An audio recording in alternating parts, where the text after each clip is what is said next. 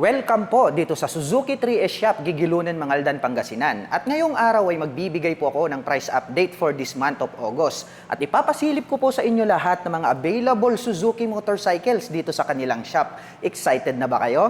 Tara!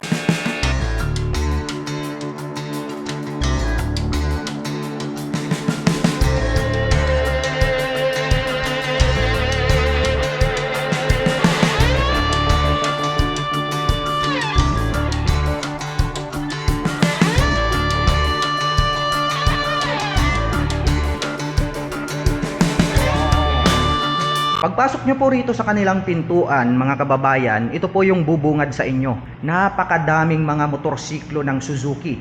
Kompleto po sila rito ng mga unit and then models. Unahin po natin, ito pong kanilang mga scooter. Dito po sa bandang dulo, mayroon po sila ritong available na Suzuki SkyDrive Sport.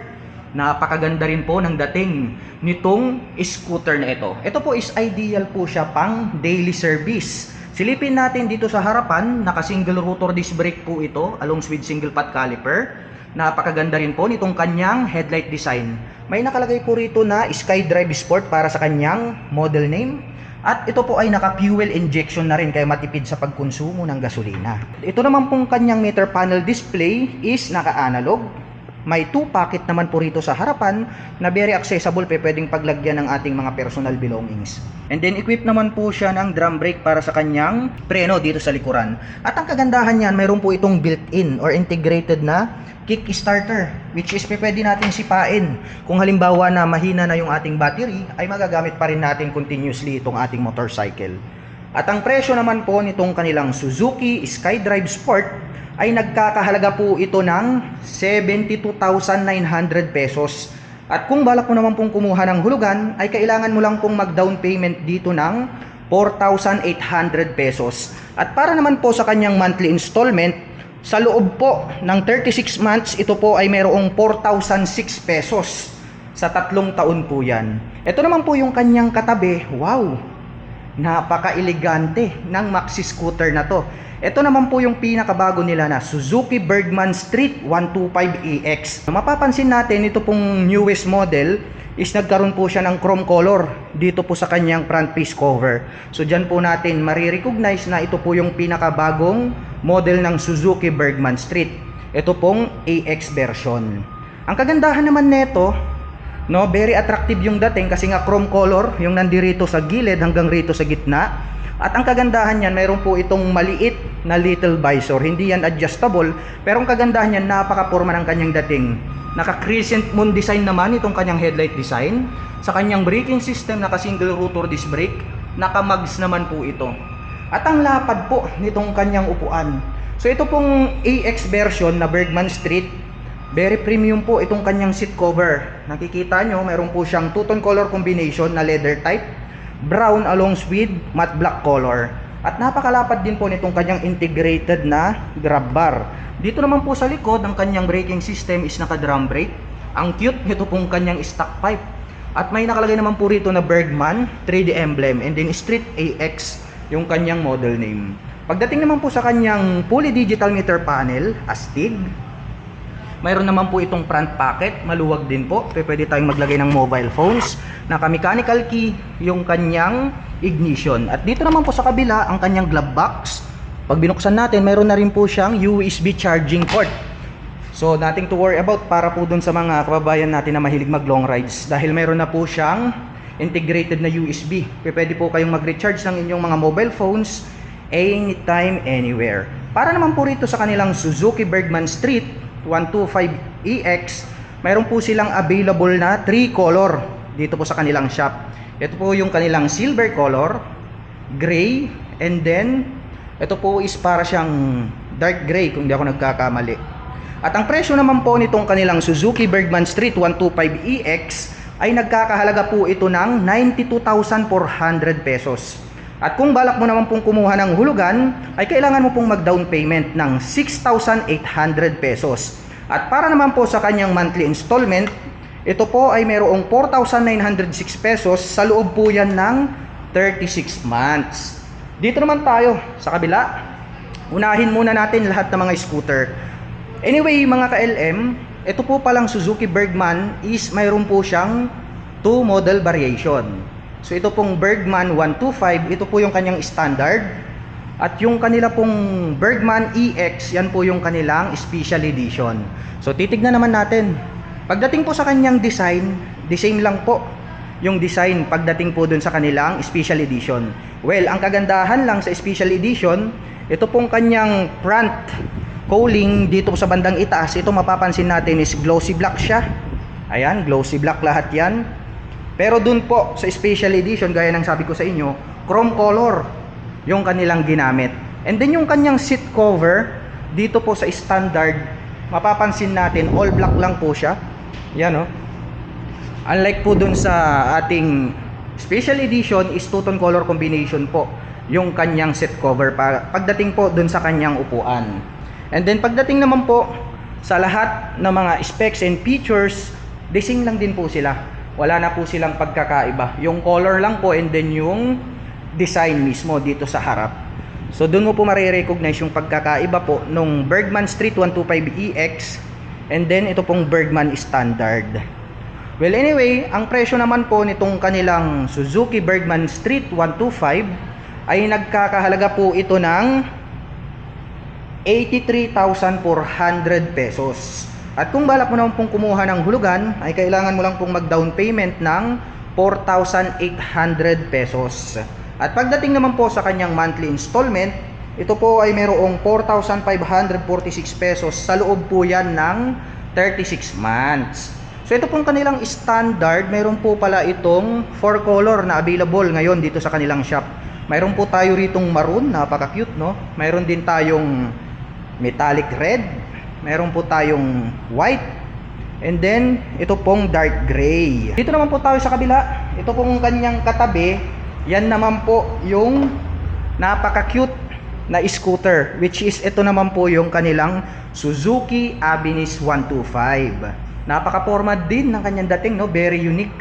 Ito pong kanyang mukha dito sa bandang itaas, nagkaroon po siya rito ng integrated na turn signals. So parang nagsisilbing mata, no? Diyan sa bandang itaas, tapos pointed po itong kanyang nose dito sa bandang gitna. May maliit na visor dito nakalagay na Suzuki and white color na decal. At ito naman pong kanyang headlight, very attractive din, no? Nagkaroon ng partition dito sa bandang gitna. Mayroon po siya ritong high beam and low beam. Tapos nagkaroon po siya rito ng circle na mahaba na daytime running light. At pagdating naman po rito sa kanyang braking system, ito po ay equipped with single rotor disc brake along with Nissin na single pot caliper para sa kanyang front braking system. At pagdating naman po rito sa kanyang fully digital meter panel display, napakalapad din. And then ang kagandahan niyan, mayroon na rin po siya ritong front pocket sa side. And then dito sa kabila, mayroon na rin po siyang integrated na USB charging socket or charging port. So pwede na po tayong mag-recharge ng ating mga gadgets or mobile phone. And then meron naman po siya ritong napakalawak na footboard. So malaya nyong maigagalaw yung inyong mga paa pagdating po sa mga malalayong biyahe. Kaya very comfortable. At ang ganda rin po nitong kanyang seat cover. Nagkaroon siya ng two-tone color combination. Very premium din po pala yung dating nitong kanilang Suzuki Abinis 125. So matte black and then silver. At ang kagandahan niya, natatangi itong scooter na to. Ito pong kanilang fuel tank ay nandirito sa bandang likuran. Ayan o. So more accessible, no? Hindi siya katulad ng mga ibang scooter na kailangan mo pang tumayo kapag ikaw ay magpapagas. At napakaganda rin po nitong kanyang 3D emblem dito na nakalagay yung kanyang model name na Abinis, napakalaki. Kaya kitang-kita natin. At ang presyo naman po nitong kanilang Suzuki Abinis 125 ay nagkakahalaga po ito ng 80,400 pesos. At pagdating naman po, kung halimbawa naman po na kukuha naman po kayo ng hulugan, ay kailangan nyo pong mag-down payment dito ng 5,300 pesos.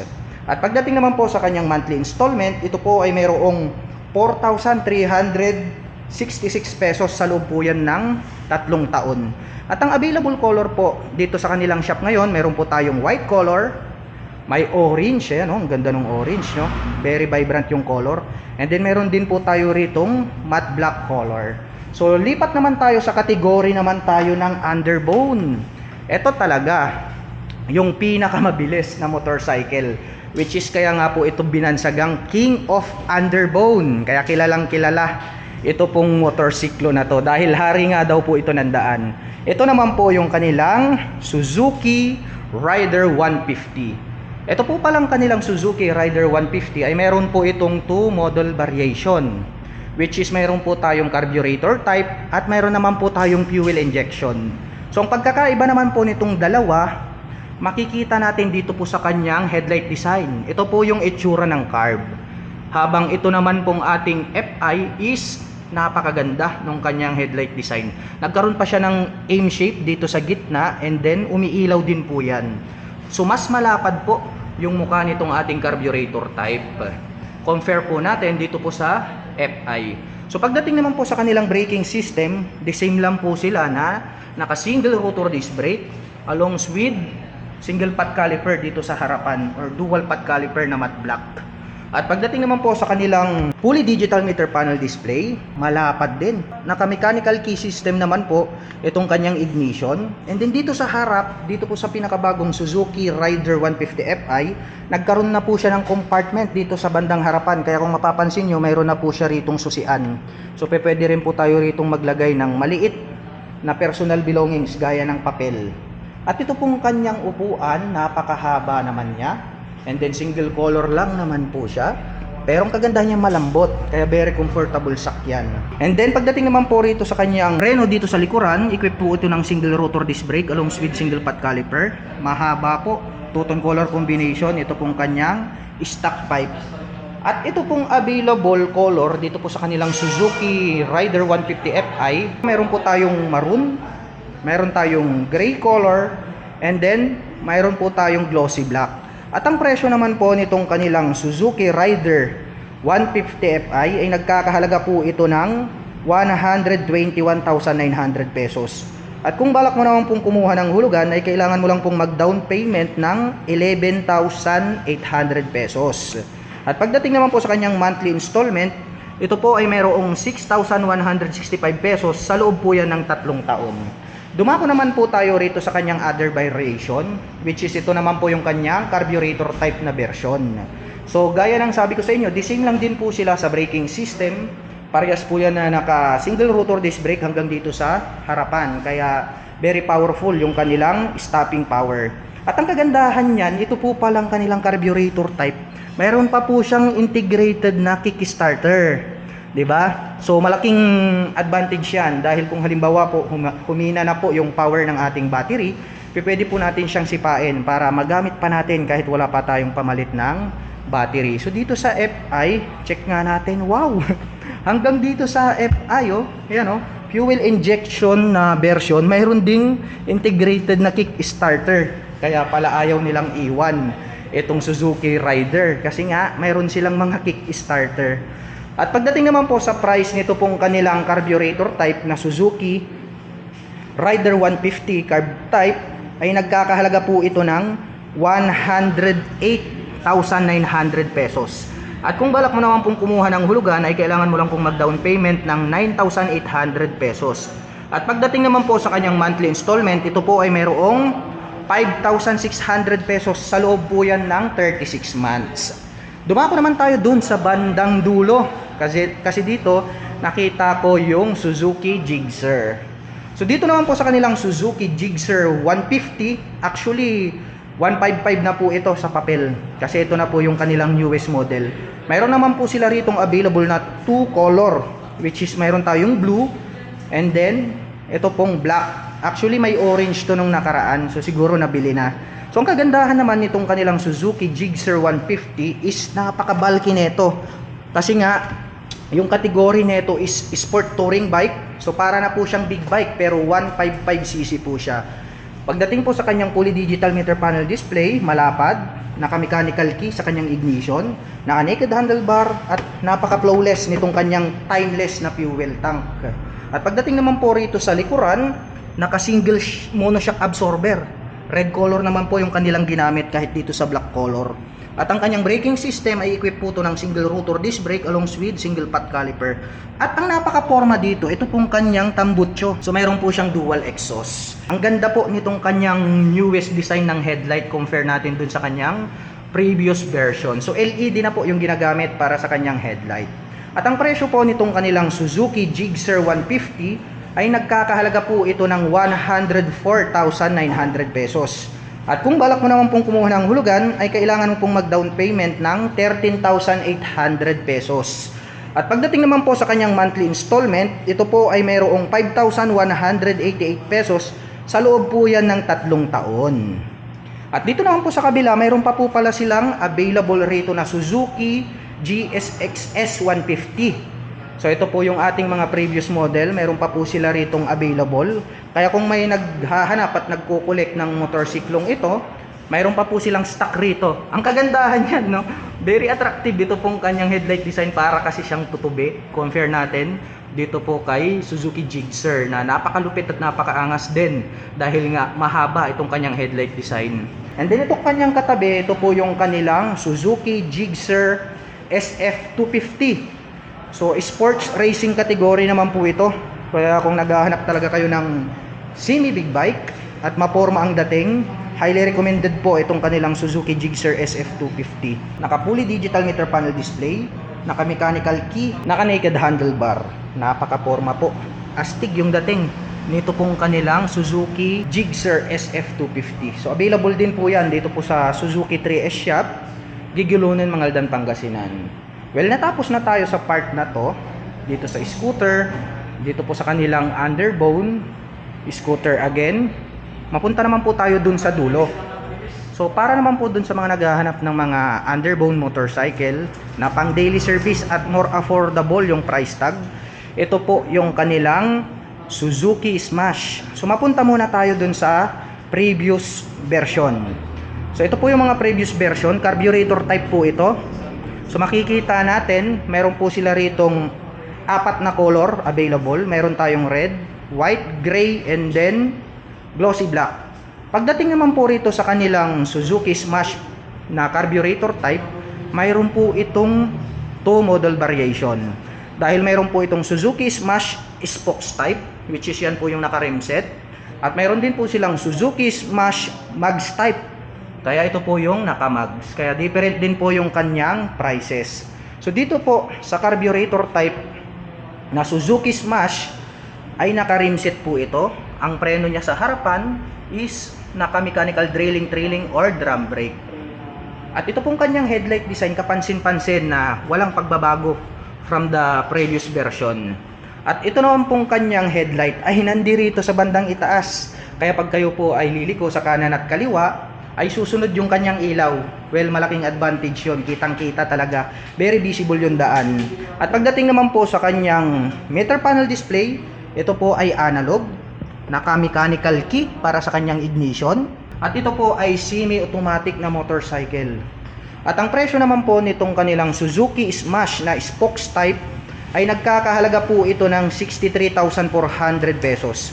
At kung balak mo naman pong kumuha ng hulugan, ay kailangan mo pong mag-down payment ng 3,800 pesos. At pagdating naman po sa kanyang monthly installment, mayroon po itong 3,570 pesos sa loob po yan ng 36 months.